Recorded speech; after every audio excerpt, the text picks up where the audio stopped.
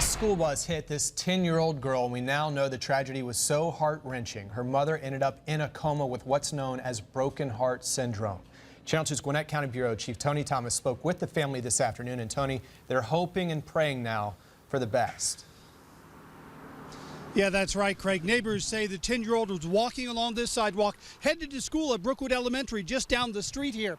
She got to this intersection, started to cross when a private school bus was turning into the neighborhood and struck her.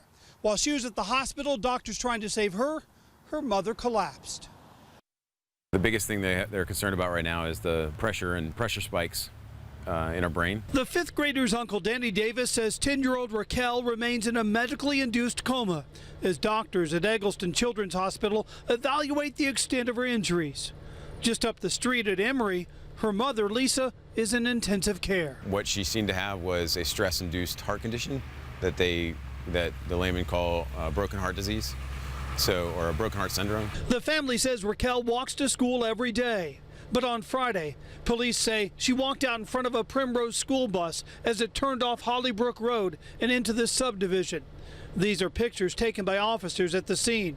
The bus driver said traffic was backed up on the busy road at the time. Same path, same intersection she crosses every day. Danny started a U-Caring site, a way to raise money for his brother and to share the latest updates with a concerned Brookwood community. It was awful seeing the kid coming on the stretcher all the way to the helicopter. For now, the family's focused on caring for the Davises' two other children while their dad shuttles between two different hospitals. Enormous medical bills and weeks of recovery await. And the prognosis is good. So far, the prognosis is as hopeful as it can be.